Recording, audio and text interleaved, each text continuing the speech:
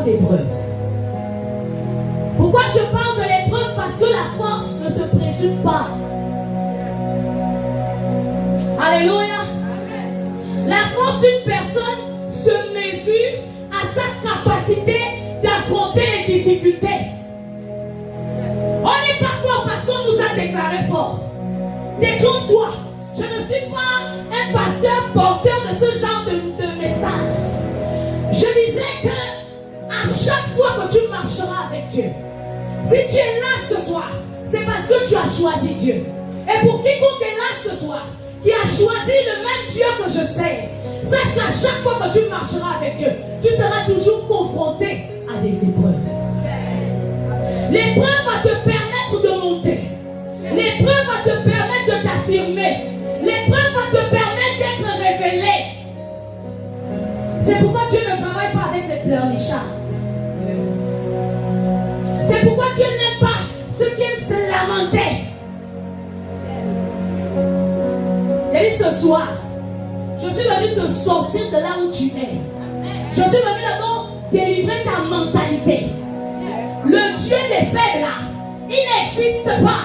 Parce que ma Bible dit, il s'est fait faible pour que je sois fort. Je disais que la première épreuve, c'est l'épreuve du manque.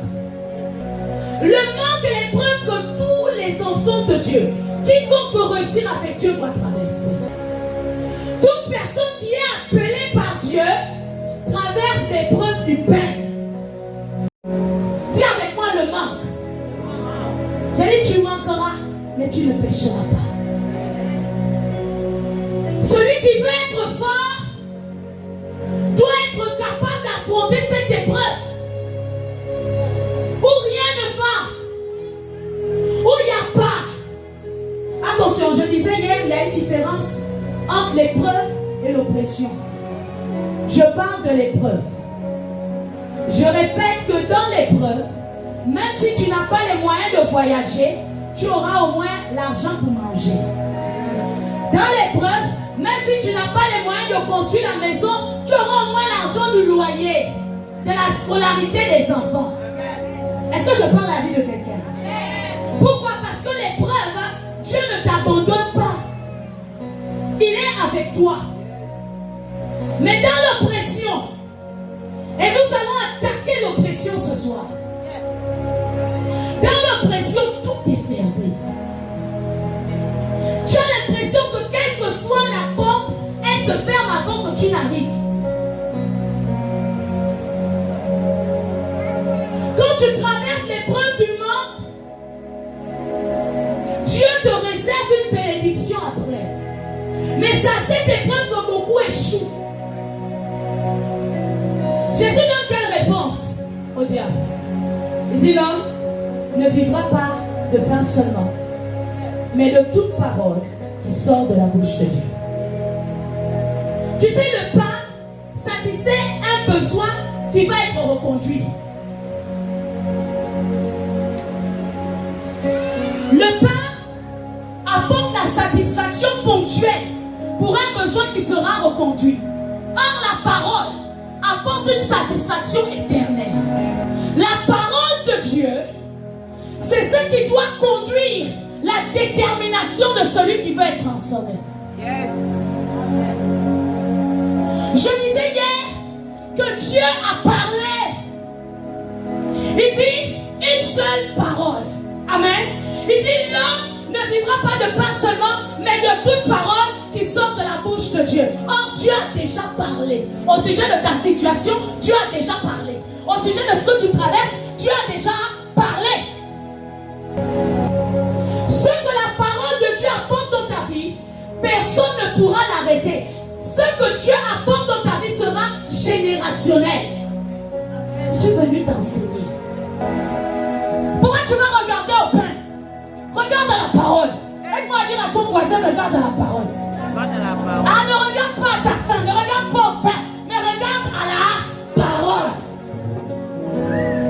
Parce qu'il a déjà dit qu'il arrivera un moment dans ta vie où les hommes vont te pousser à faire ce que Dieu ne t'a pas dit de faire. Tu sais, quand tu traverses des moments que toi tu appelles des faiblesses, là, conseiller et qui peuvent te convaincre, t'amener à agir comme eux. Moi, je resterai fidèle à Dieu. Je m'accrocherai à ce que Dieu m'a dit. Je m'accrocherai au Dieu que je sais. Même si je vois ou je ne vois pas encore, je m'accrocherai à Dieu. Il y a trop de personnes que l'on suit et on se détourne de la volonté de Dieu pour nos vies. À ce niveau d'épreuve, beaucoup échouent. Je connais des personnes qui falsifient les témoignages. Je connais des personnes qui trafiquent les témoignages pour donner la gloire à Dieu. Ce n'était pas Dieu. Ce n'était pas Dieu. On viendra te dire, non, tu sais, quand tu es dans cette situation, il faut plutôt faire comme ça. Alors que Dieu t'a dit, attends, Habakkuk, attends. Il a dit, moi, je resterai à mon poste. Parce que certainement,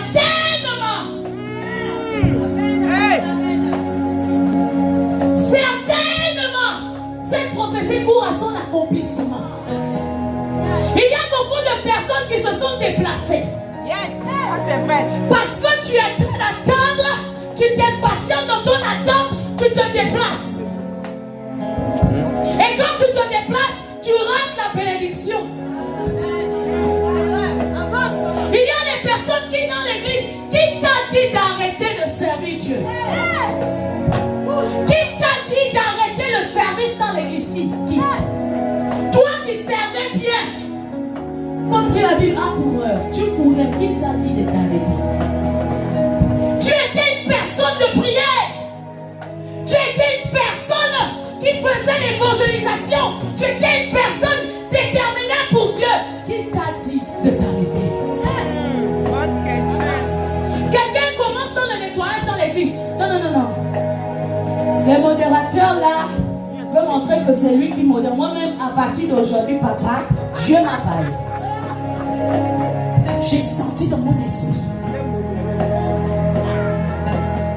J'ai vu un ange dans la nuit. Il est venu me dire, il est venu me donner le micro. Alléluia. Il m'a dit, ma fille, modère.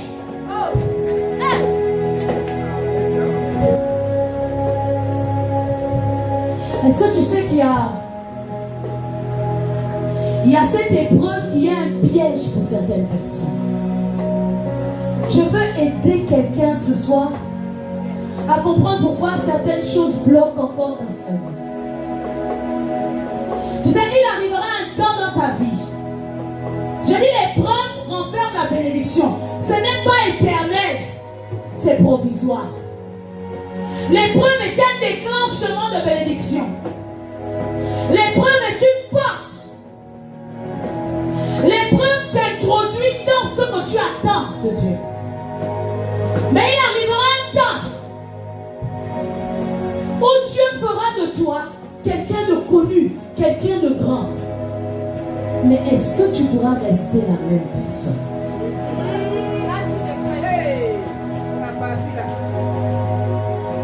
Il y a des hommes. J'aimerais demander à un homme, est-ce que si Dieu te rend milliardaire, tu pourras rester fidèle à une seule femme?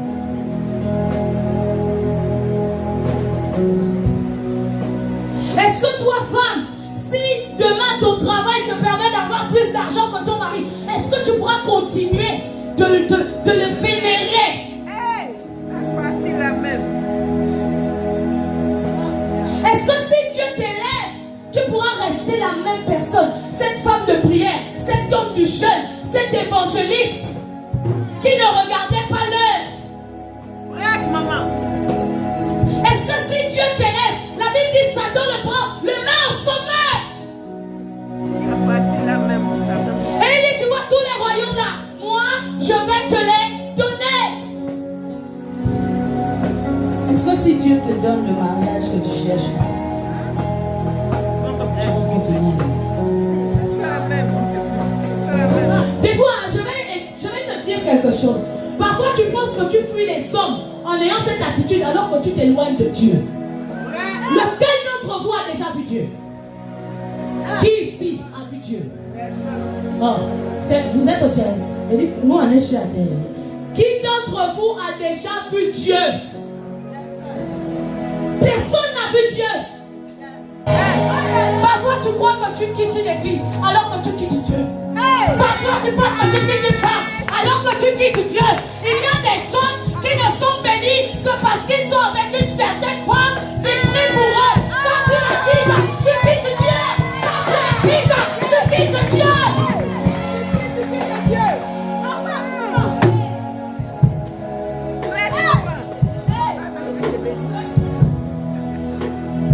Tu crois que tu es en train de quitter l'église miracle alors que tu quittes Dieu. Pourquoi tu es déjà en altitude? Ta vie est déjà bien. Frère, tu commences à choisir. La qualité de prédication, là, c'est pas Dieu dedans. Dieu est plutôt dans la bouche de terre. Frère, à quel moment tu es devenu un sélectionneur de prédicateurs? Parce que tu es déjà dans l'altitude. À quel moment il fait maintenant chaud dans l'église? Frère, sœur, tu es déjà dans.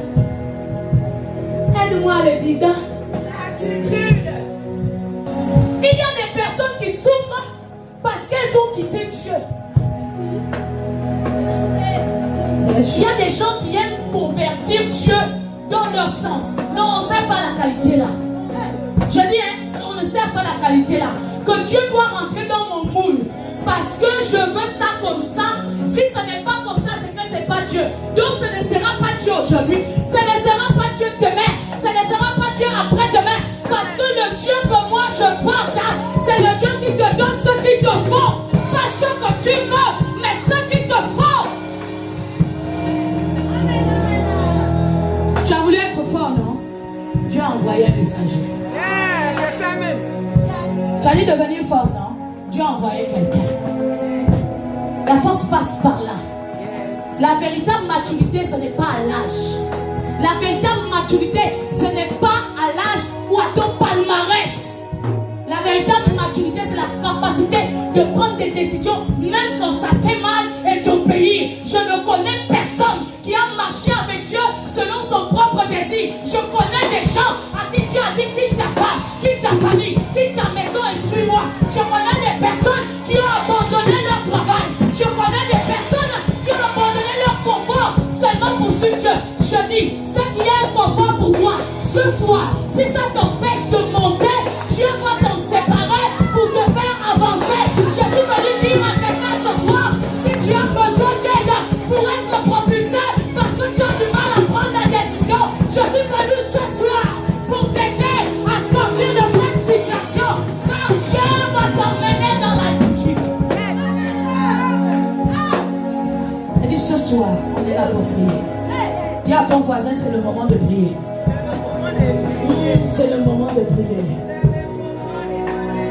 Aïe, aïe, aïe, aïe, aïe, aïe, aïe. Est-ce que si Dieu t'emmène dans l'altitude, tu resteras toujours fidèle? On l'a amené au sommet, il dit, même dans les hauteurs, je sais qu'il existe quelqu'un qui est plus haut que moi.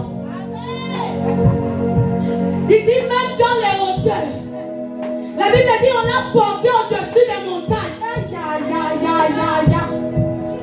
Ça c'est un niveau où, bien aimé, tu vois tout le monde petit. Toi seul tu es en haut. Il dit dans les hauteurs, il dit même comme ça, je servirai toujours le Dieu. Je le servirai lui et lui seul. Je le servirai lui et lui seul.